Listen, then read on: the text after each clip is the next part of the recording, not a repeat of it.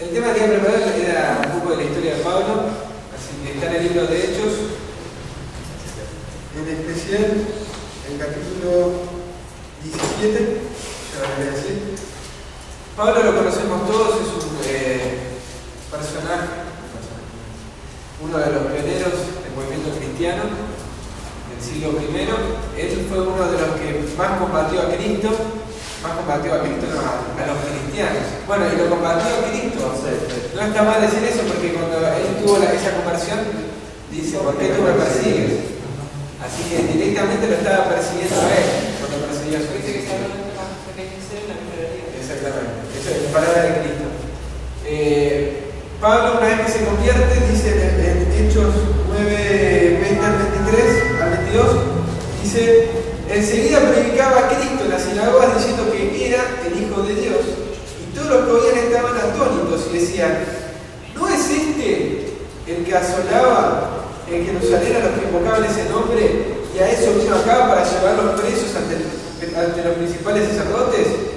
Pero Saulo mucho más se esforzaba y dice, y confundía a los judíos que moraban en Damasco, demostrando que era el Cristo.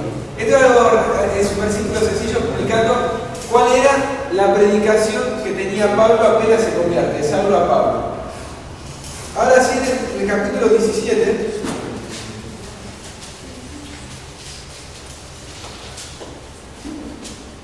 Pablo en el capítulo 17, yo voy a usar también el libro Hechos de los Apóstoles, no es original, pero tiene forma. Hechos de los Apóstoles, de Elena de White, en el capítulo que se llama Berea y Atenas. ¿Está bien? Está en la página. Esta es una versión diferente, así que no le voy a dar esta. Es la página 168 en esta edición, pero les conviene ubicarse en el capítulo 23, Berea y Atenas. Dice el versículo 10 de Hechos 17. Inmediatamente los hermanos enviaron de noche a Pablo y a Silas hasta Berea. ¿Están todos? Sí. Y ellos, habiendo llegado, entraron en la sinagoga de los judíos, Pablo y Silas. Y estos eran más nobles que los que estaban en Tesalónica, pues recibieron la palabra con toda solicitud, escudriñando cada día las escrituras para ver si estas cosas eran así. Escuchamos varias veces de los bereanos, que hay hasta corrientes bereanas, de evangélicos, bueno, y de otros grupos, gente que estudia la Biblia y dice que no se quedaba con lo que decía Pablo, sino que volvía y repasaba eso.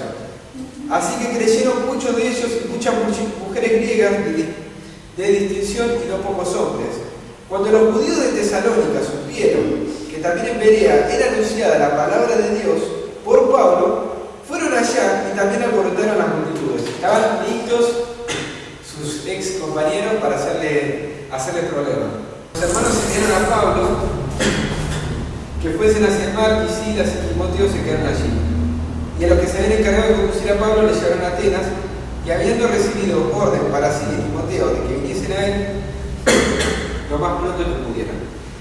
Hasta acá que venimos viendo, llega Silas con Pablo, se van a predicar, vienen los judíos, les hacen alboroto, y se va Pablo porque se lo llevan estos nuevos discípulos bereanos, lo sacan de la ciudad porque dicen, acá te van a matar.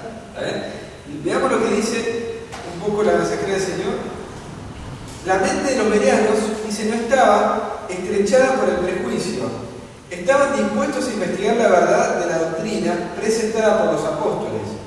Estudiaban la Biblia no por curiosidad, sino para aprender lo que se había escrito concerniente al Mesías prometido.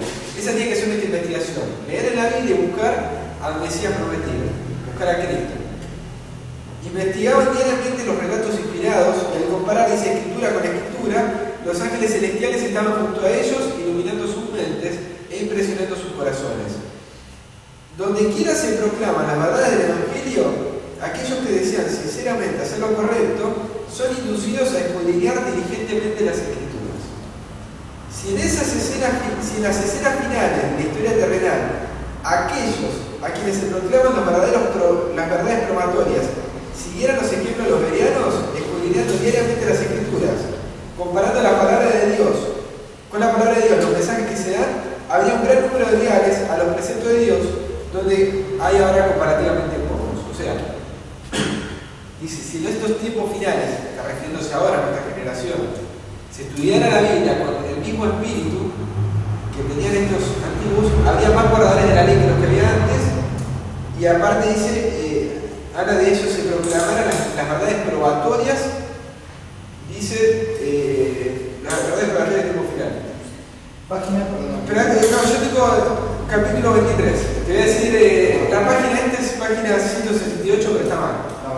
Está mal para la versión que pones atrás. Está bien. Pero cuando las verdades impopulares, escuchen esto, pero cuando las verdades impopulares de la Biblia se presentan a estas personas de los tiempos finales, muchos se niegan a hacer esta investigación, que es lo que veníamos hablando de cuando se presentan estas verdades a miembros de la iglesia o a cualquier otra persona, no tiene por qué ser adventista, a cualquier otra persona. Cuando se presenta una verdad bíblica que va en contra a lo que ellos creían, dice que es impopular, dice que muchos se niegan a hacer este tipo de investigación texto por texto, contextual, como se dice. Aunque no pueden contradecir las claras enseñanzas de las Escrituras, manifiestan sin embargo extrema indisposición a estudiar las evidencias ofrecidas.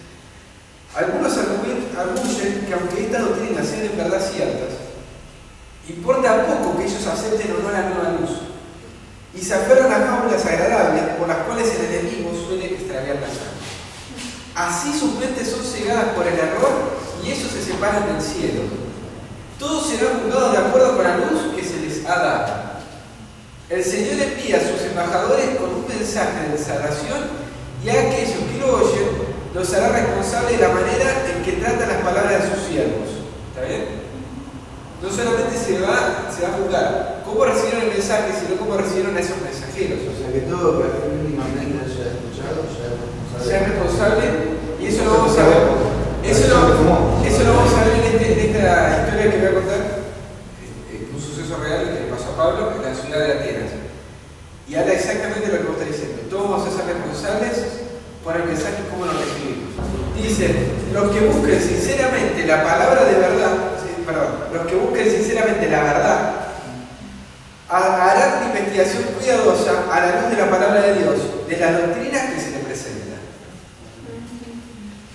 Entonces dice que, como veníamos diciendo, los judíos fueron y los perseguían a estas personas, y miren lo que dice sobre esa clase de persecuciones. De ciudad en ciudad sufrían persecución los maestros de la verdad. Los enemigos de Cristo no podían impedir el progreso del Evangelio. Ningún judío podía ir en contra de este Evangelio ni debilitarlo. Ahora, ¿qué pueden hacer? Pero sí lograban